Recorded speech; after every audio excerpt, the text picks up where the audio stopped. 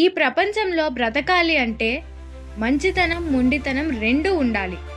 మంచితనం మనుషుల మీద చూపించాలి, మొండితనం పరిస్థితుల మీద చూపించాలి. ఎవ్వరి నుంచి ఏది ఆశించకు, అది నీ ఆనందాన్ని చంపేస్తుంది. టీలో ఈగ పడితే పారబోస్తాం, అదే ఈగ నెయ్యిలో పడితే ఆ ఈగని తీసేసి నెయ్యిని వాడుతాం.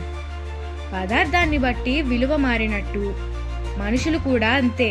వాళ్ళతో అవసరం తీరిపోతే చిన్న తప్పుకే దూరం పెట్టేస్తారు.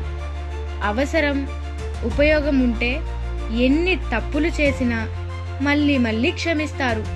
ప్రాణం పోయినా అబద్ధం మాత్రం చెప్పకు. ఎందుకంటే ఈరోజు ఒక అబద్ధం ఒక బంధాన్ని నీకు దగ్గర చేయొచ్చు. ఏదో ఒక రోజు నిజం తెలుస్తుంది. అప్పుడు నువ్వు ఆడిన నీ అబద్ధమే నీకు దగ్గరైన బంధాన్ని శాశ్వతంగా దూరం చేస్తుంది. పెళ్ళైన తరువాత మంచి జరిగితే అది వాళ్ళు పడ్డ కష్టానికి ఫలితం. పెళ్ళైన తరువాత చెడు జరిగితే ఆ ఇంట్లో కోడలు అడుగుపెట్టింది, ఇలా జరిగింది అంటారు. అంటే మీకు కలిసి వస్తే అది మీ కష్టం, కలిసి రాకపోతే అది అమ్మాయి జాతకం. ఒకరి మీద మచ్చ వేయడం చాలా సులభం, అదే ఒకరిని పొగడడం చాలా కష్టం. గెలుపు నీడ లాంటిది. ఆగి పట్టుకోవాలని ప్రయత్నం చేయకు.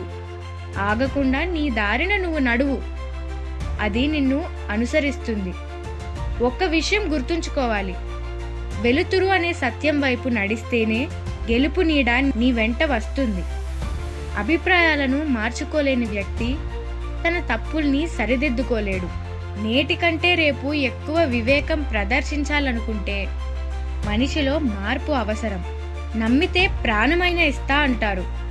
ప్రాణం ఇవ్వనవసరం లేదు. ప్రాణం ఉన్నంత వరకు నమ్మక ద్రోహం చేయకుండా ఉంటే చాలు. ఆత్మాభిమానం ఉన్నవారు ఆకలినైనా భరించగలరేమో కానీ అవమానాన్ని మాత్రం భరించలేరు. ప్రతి భయం వెనక కారణం పిరికితనం అవ్వదు. కొన్ని భయాల చాటున బాధ్యతలు దాగి ఉంటాయి. భర్తకు కష్టం వచ్చినప్పుడు నీ వెంట నేను ఉన్నా అని భార్య ఇచ్చే భరోసా అనే ఆయుధం ప్రపంచంలో ఎక్కడా దొరకదు. ఇతరుల జీవితం గురించి చులకనగా మాట్లాడకండి. ఎవరి భవిష్యత్తు గురించి వాళ్ళు ఆలోచించుకుంటే చాలు. ఎందుకంటే ఇక్కడ ఎవరూ పర్ఫెక్ట్ కాదు.